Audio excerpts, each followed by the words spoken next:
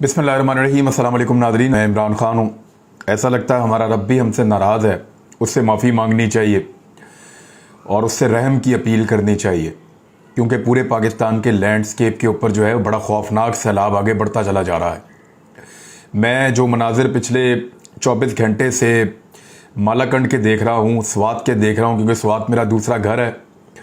और ये जो होटल गिरे हैं, ख़ास तौर पे हनीमून होटल, यहाँ ये हाजी साहब का है, हाजी हुमायूं साहब, और उनसे, उनके बच्चों से मेरी बड़ी अच्छी दोस्ती है। बड़ी मेहनत करके उन्होंने सिर्फ 30 करोड़ रुपया तो इस बात पे लगाया था कि बड़े ज़बरदस्त उन्होंने बंद और पुश्ते बांधे थे कंक्रीट के, जिसके बाद उनको ये लगता था कि अब ये जैसा भी सैलाब आएगा ये होटल महफूज रहेगा। लेकिन अनफॉर्चुनेटली बिल्कुल आन की आन में पूरा का पूरा होटल जो है, और बहुत बड़ा होटल है, दर्जनों से ज़्यादा वहाँ कमरे थे, 50 से ज़्यादा थे मेरे ख्याल में, ऐसे भी ज़्यादा, मुझे एग्जैक्ट तादाद का नहीं पता। पहले 100 कमरे हुआ करते थे जब ये होटल गिरा था 2010 के सैलाब में। उसके बाद बड़ा मजबूत इसको बनाया गया। फिर आन की आन में हमने देखा कि ये होटल गिर गया, और बहुत सारे मकानात, बहुत सारे होटल, बहुत सारी जो लोगों की इमलाक है उनको नुकसान पहुंच रहा है। और स्वात के अंदर लगातार पिछले 2 दिन से पानी बढ़ता चला जा रहा था। 2 लाख क्यूसेक का एक रेला था जो यहाँ से गुजरा है। वक्फे वक्फे से बारिश का सिलसिला जारी है मालाकंड में, और उसकी वजह से पानी बढ़ जाता है।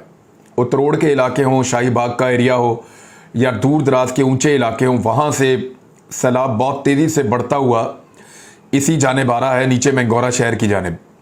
मैंगोरा शहर से ये फिर सैलाबी पानी बढ़ता है और चारसद्दा की तरफ जाता है, नौशहरा की तरफ जाता है, और वहाँ से बिलाकर ये पानी नीचे आने के बाद दरिया सिंध में शामिल हो जाता है।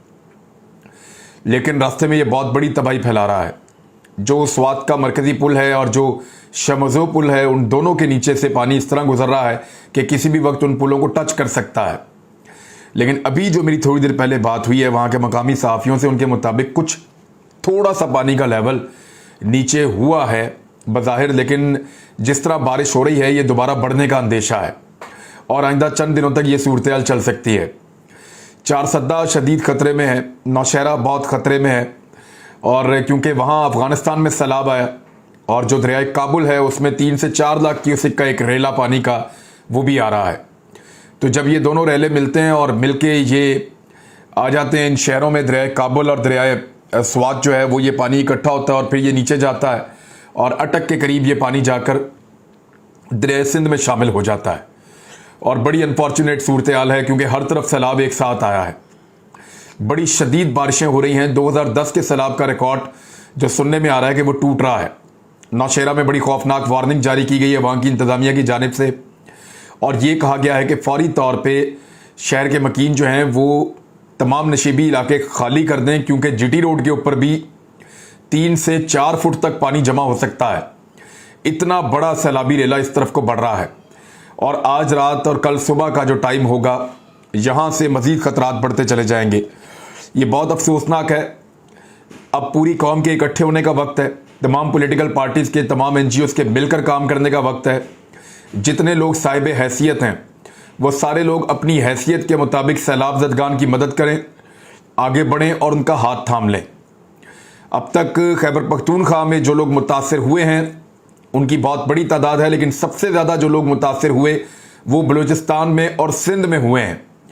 पंजाब के 2 बड़े अजला मुतासर ज़्यादा हुए हैं, और बाकी जगहों पर पानी जो है उसका बहुत तेज़ी से बहाव बढ़ रहा है। लेकिन सिंध में बहुत बड़ी तबाही आई है। बलूचिस्तान में लोग कच्चे मकानात में रहते हैं, वहाँ पे बहुत बड़ी तबाही आई है। अच्छा, अभी कुछ ऐसे मनाजिर भी आ रहे हैं जो काफ़ी हौसला बख्श हैं, जैसे कि वज़ीर आज़म पाकिस्तान, सिंध हुकूमत, बाकी लोग जो हैं वो अब मैदान में उतरे हैं। इमरान खान साहब अपनी दोनों सूबाई हुकूमतों के साथ मैदान में उतरे हैं। तहरीक लब्बैक के लीडर को मैंने देखा, वो काम कर रहे हैं। जमात इस्लामी की क़यादत काम कर रही है। लेकिन इस सब के अंदर भी लोग एक दूसरे के खिलाफ पॉइंट स्कोरिंग करने से बाज नहीं आ रहे। एक दूसरे के खिलाफ फिर भी बयानात और ये सारी चीज़ें चल रही हैं। सियासी फ़ायदा और नुकसान चलता रहेगा। इस वक्त अपने पाकिस्तानी हमवतनों का हाथ थामने की ज़रूरत है। मैंने 2 दिन पहले कहा था कि इमरान खान साहब को चाहिए कि अपनी तमाम सियासी मसरूफियात तर्क करें और सैलाब ज़दगान की मदद के लिए उतरें। उनका शुक्रिया कि उन्होंने ये काम शुरू कर दिया है, ये बहुत अच्छी बात है। लेकिन ये फ़ोटो सेशन का वक्त नहीं है, ये वक्त है काम करने का। यानी मुराद अली शाह को मैंने देखा और मुझे बड़ा अफसोस हुआ कि वो बिलावल भुट्टो जरदारी की वीडियोस बनाने के काम पे लगे हुए हैं। वो वज़ीर आला सिंध हैं, उनका काम अहकामात जारी करना है, सिंध के लोगों की जान बचाना है, ना कि बिलावल भुट्टो जरदारी को प्रमोट करना उनका काम है। दुनिया भर से पाकिस्तान पैसे मांग रहा है, पाकिस्तान मदद मांग रहा है, क्योंकि ये बदतरीन सैलाब है। इससे अपने लोगों को निकालने के लिए पाकिस्तान को करोड़ों डॉलर्स चाहिए होंगे, या बल्कि अरबों रुपए इस पे लगेंगे, अरबों डॉलर्स बल्कि इस पे लगेंगे। और एक बड़ा नुकसान है जो पाकिस्तानियों को बर्दाश्त करना पड़ा है। बेशक पाकिस्तानी जो है वो बड़े रेजिलियंट हैं, बड़े मजबूत हैं, ये बार बार अपने आप को बना लेते हैं। हर चंद साल के बाद एक बड़े खौफनाक सैलाब का सामना करना पड़ता है, क्योंकि डैम्स तो हमने बनाने नहीं हैं, वाटर रिजर्व्स तो हमने बनाने नहीं हैं, हमने पानी को तो बचाना नहीं है। हम 3-4 साल जो है वो खुशके के साथ नंबरदाजमा होते हैं, यहाँ पे खुशकी रहती है, हम फसलों को पानी नहीं दे पा रहे होते। 3-4 साल हमारे ऐसे गुजरते हैं, फिर 1 साल आता है सारी फसलें डूब जाती हैं। अगर हम 1 साल का पानी अच्छी तरह सेव कर लिया करें तो हम लगातार अपनी फसलों को सैराब कर सकते हैं। लेकिन दुश्मन ने हमारे बीच में नफरत का एक ऐसा बीज बोया है और हम सबको कभी इकट्ठा नहीं होने दिया, जिसकी वजह से आज तक हम डैम्स नहीं बना सके। कभी आपने गौर किया है कि जो दरिया हमने भारत को दे दिए थे सिंध तास मंसूबे के तहत, सतलुज, ब्यास और रावी, ये जो दरिया हमने दे दिए थे भारत को, उनमें सैलाब नहीं आता। कभी गौर किया आपने? उन दरियाओं में शादो नादर कभी सैलाब आता है, और अगर कभी आए भी तो कंट्रोल्ड पानी आता है उसके अंदर। वो इसलिए कि जो दरिया हमने भारत को दिए थे, भारत ने उस पर दबाकर डैम बनाए हैं। भारत ने उनके ऊपर सैकड़ों छोटे बड़े डैम्स बना लिए हैं, और इतने डैम्स बनाए हैं कि अब वहां पे सैलाब ही नहीं आता। वो उस पानी को कंट्रोल कर चुके हैं। वो जब जब सैलाब आता है वो पानी जमा कर लेते हैं और कई सालों तक उस पानी को इस्तेमाल करते हैं। लेकिन बदकिस्मती से पाकिस्तान अपने एरियाज के अंदर डैम्स नहीं बना सका। भारत अगर पानी ना छोड़े तो रावी में कभी सैलाब नहीं आता, सतलुज में सैलाब नहीं आता, ब्यास में नहीं आता। एक दाजल हुआ करती थी, आपको याद है, वो अब खुश्क है, वहां कुछ भी नहीं है। तो ये इंडिया ने वहां पे डैम्स बनाए हैं, क्योंकि उनके सियासतदानों ने आपस में लड़ाई करने की बजाय इसको एक कौमी इशू समझा और डैम्स बना बना के पानी को बचाया। और आज वो खुराक के अंदर बहुत आगे बढ़ चुके हैं, उनके पास अपनी खुराक मौजूद है, उनकी मईशत बहुत अच्छी चल रही है और उनकी ज़राअत की वजह से। लेकिन पाकिस्तान ने डैम्स नहीं बनाए। जो डैम्स पाकिस्तान के अपने दरियाओं के ऊपर बनने थे हमने वो भी नहीं बनाए। हमने कालाबाग डैम भी नहीं बनाया, हमने बाकी डैम्स भी नहीं बनाए जो बनने चाहिए थे अब तक। समा के ऊपर एक बहुत बड़ा डैम जो है वो कहा जाता था बनाया जाएगा, बदकिस्मती से हमने वो भी नहीं बनाया। पंजाब की सरजमीन पर, खैबर पख्तूनख्वा की सरजमीन पर, सिंध की सरजमीन पर हमने डैम्स नहीं बनाए, और जो डैम्स बनाए वो हमने इस नौयत के बनाए कि वो फौरन गिर जाते हैं। मिसाल के तौर पे अदनान आदिल साहब ने रिपोर्ट किया है, सीनियर जर्नलिस्ट हैं, बलूचिस्तान हुकूमत ने 15 अरब रुपए की लागत से 64 डैम्स तामीर किए थे, मगर हालिया बारिशों के दौरान इनमें से 25 डैम टूट गए और मिलियामेट हो गए। बलूचिस्तान कंट्रैक्टर्स एसोसिएशन के तर्जुमान परवेज मंदोखेल का कहना है कि डैम टूटने की वजह करप्शन है। लागत की 40% रकम रिश्वत में देना पड़ती है, और जब 40% आप दे देते हैं, उस 60% में आपने अपना मुनाफा भी निकालना होता है। तो 100 रुपए वाली चीज़ आप 30 रुपए में बनाते हैं, तो जब आप 30 रुपए में बनाते हैं तो वो ऐसी बनती है कि बारिशों में बह जाती है। अब ये पाकिस्तान के साथ हो रहा है। इंडिया के डैम्स क्यों नहीं टूट रहे? वहां भी बारिशें हो रही हैं। जो डैम्स बाकी मुल्कों में बनते हैं वो क्यों नहीं टूट रहे? चाइना में हर साल सैलाब आया करते थे, उन्होंने बेहतरीन डैम्स बनाए, पानी को कंट्रोल कर लिया उन्होंने। दुनिया भर के मुल्कों के अंदर लोगों ने डैम्स बनाए और पानी को कंट्रोल कर लिया। कुदरती आफत आ जाती है लेकिन आप उसके असर को कम कर सकते हैं। अल्लाह ताला ने इंसान को अशरफुल मखलूक़ात बनाया, लेकिन बदकिस्मती से हम अपने आप को संभाल नहीं पाए। उधर कुछ तस्वीर आ रही हैं जो बहुत तकलीफ दे रही हैं, बहुत ज़्यादा तकलीफ दे रही हैं। एक तस्वीर राजा परवेज अशरफ की आ रही है, वो वहाँ पे लॉबस्टर खा रहे हैं कनाडा में और सरकारी खर्च के ऊपर मौजें कर रहे हैं, नियाग्रा आबशार के ऊपर खड़े हैं। और दूसरी तरफ तस्वीर दिखाई जा रही हैं कि पाकिस्तान के अंदर लोग सैलाब के अंदर डूब रहे हैं, बेयारो मददगार हैं, खाने के लिए सूखी रोटी भी नहीं है, और वो शख्स वहाँ सरकार के पैसों से मौज कर रहा है, खाबे उड़ा रहा है। और तुर्की में भी लोग मौजूद हैं, लंदन में भी लोग मौजूद हैं, कतर से भी एक बड़ा वफद वापस आया है। फरियाल तालपुर, जिनके ऊपर करप्शन के बहुत बड़े बड़े एलिगेशन हैं, फरियाल तालपुर जो बहुत मालदार खातून हैं, जो आसिफ अली जरदारी की बहन हैं, उनके शौहर मुनव्वर तालपुर जो हैं वो सैलाब ज़दगान का मजाक उड़ा रहे हैं। वो उनको 50-50 रुपए तकसीम कर रहे हैं। सैलाब ज़दगान को 50-50 रुपए तकसीम कर रहे हैं कि इससे रोटी भी खा लो और इससे अपना इलाज भी करवा लो, इससे कपड़े भी ले लो और इससे अपना सर भी ढांप लो। ये वो मजाक उड़ाने के लिए गए हैं वहां सैलाब ज़दगान का। 50 रुपए की कॉपी पकड़ी हुई है और लोगों को बांटने के बाद तालियां बजा के उनको दिखा रहे हैं। आप क्या समझते हैं ये कीड़े मकोड़े हैं? यानी आप जितना मर्जी खाएं इस मुल्क में से और वापस जब करने की बारी आए तो सिर्फ 50 रुपए का नोट। बच्चे अब ईदी में भी नहीं लेते इतनी रकम।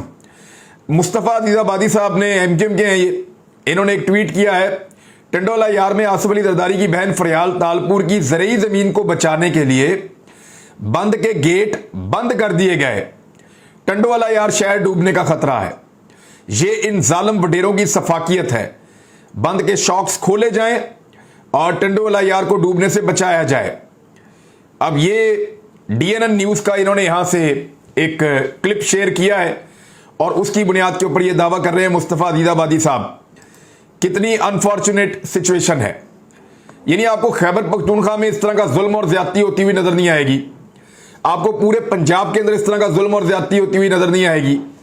ये ज्यादतियां आपको बलूचिस्तान में, इंटीरियर सिंध में या जनूबी पंजाब के कुछ एरियाज में आपको होती हुई नजर आएंगी। इसके अलावा आपको इस तरह की ज्यादतियां नजर नहीं आएंगी। वडेरे अपनी जमीनें बचाने के लिए, पाउंड एरियाज तक को महफूज रखने के लिए पूरा पूरा शहर डुबो देते हैं बदकिस्मती से, और ऐसा होता रहता है और हर बार होता रहता है। अब मैं एक चीज और आपके सामने रखता हूं कि सिर्फ 4-5 महीने पहले का नक्शा आप देखिए कैसा पाकिस्तान के साथ जुल्म हुआ है। पेट्रोलियम मसनूआत आपको कम कीमतों पे मिल रही थी। महंगाई आपकी 11% के ऊपर थी। आपके मुल्क के अंदर जो है वो लॉ एंड ऑर्डर बेहतर था। आपकी फॉरेन रेमिटेंसेज जो ओवरसीज पाकिस्तानी पैसा भेज रहे थे, रिकॉर्ड भेज रहे थे। आपकी जो एक्सपोर्ट्स हैं, पाकिस्तान से जो पैसा बाहर जा रहा था, जो चीजें बन के बाहर जा रही थी और पाकिस्तान में पैसा आ रहा था, वो रिकॉर्ड नौयत की हो रही थी। आपकी जो क्रॉप्स हैं वो बम्पर क्रॉप्स हो रही थी।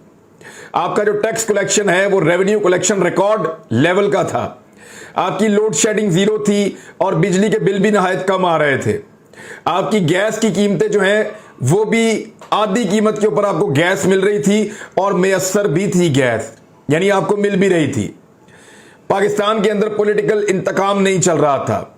चादर और चार दीवारी का तकद्दुस पामाल नहीं किया जा रहा था। लोगों को टॉर्चर नहीं किया जा रहा था। खाने पीने की अशिया वाफर मिकदार में थी और सही कीमत के ऊपर मिल रही थी। लेकिन इस 5 महीने के अंदर जालिमों ने पाकिस्तान के साथ वो तजर्बा किया और ऐसी नकम्मी हुकूमत को लाकर बिठाया, एक भानमती के कुंबे को इकट्ठा किया, उन सबको एल्फी लगाई, उन सबको जोड़ा और जोड़कर लाकर उनको इक्तदार में बिठा दिया। इस वक्त पाकिस्तान की सूरत पता क्या है? मैं आपको एक नया रिकॉर्ड बताने वाला हूं, इसको सुनिए। आपके 14 तबक रोशन हो जाएंगे जो इन्होंने पाकिस्तान के साथ कर दिया है। सबसे पहले तो यह देखें कि कामरान खान साहब ने रिपोर्ट किया है और बड़ी खौफनाक चीज को रिपोर्ट किया है। कामरान खान साहब बता रहे हैं कि पेट्रोल 290 रुपए लीटर तक हो जाएगा।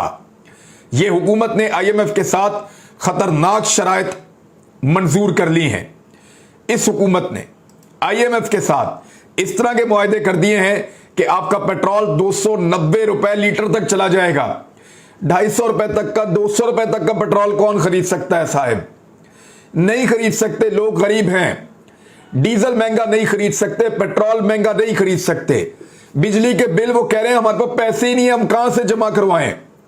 अभी सर्दियां आ रही हैं, गैस के बिल के पैसे वो कहां से जमा करवाएंगे? डॉलर की कीमत कहां पहुंच गई है? दोबारा 220 को डॉलर टच कर रहा है।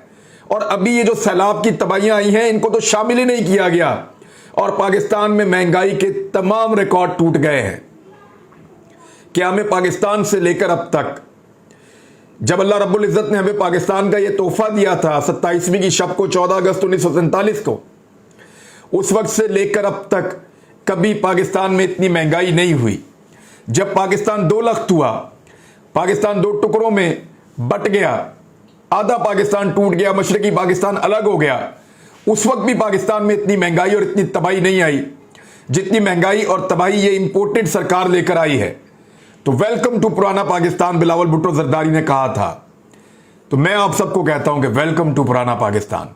ये देखिए अदाद-ओ-शुमार, मुल्क में महंगाई तारीख की बुलंद तरीन सतह पर पहुंच गई। पाकिस्तान की 75 साल तारीख है और पूरी तारीख की बुलंद तरीन सतह पर महंगाई पहुंच गई है। 45% को टच कर रही है महंगाई, 44.58% तक पहुंच गई है। लगभग 2% महंगाई में इस हफ्ते फिर इजाफा हो गया है। हर हफ्ते महंगाई में इजाफा होता चला जा रहा है। गुज़िश्ता हफ्ते मजमूई तौर पर 51 बुनियादी अशिया ज़रूरियात की चीज़ों में 23 की कीमतों में इजाफा हुआ है, यानी दोबारा 23 चीज़ों की कीमतों में इजाफा हो गया है। और ये वो तमाम चीज़ें जिनको आम लोग इस्तेमाल करते हैं। अभी पेट्रोल की कीमत मजीद बढ़ाएंगे, उसका इंपैक्ट आएगा। अभी इस सैलाब की वजह से सब्जियों पे, फलों पे और बाकी चीज़ों के ऊपर इंपैक्ट आएगा। ये कहाँ ले जाना चाहते हैं पाकिस्तान को? 11% की महंगाई पसंद नहीं थी उन ताकतवर लोगों को, तो अब उन्होंने लाकर एक ऐसी हुकूमत बिठा दी है जिसकी 45% की महंगाई है और 75 साल तारीख का बदतरीन तजुर्बा पाकिस्तान के साथ किया गया है और बदतरीन महंगाई इस वक्त पाकिस्तान के ऊपर मौजूद है। अगले वीलॉग में कुछ और चीज़ें बताता हूं। अब तक के लिए इतने, अपना ख्याल रखिएगा, अपने इस चैनल का भी। अल्लाह हाफिज।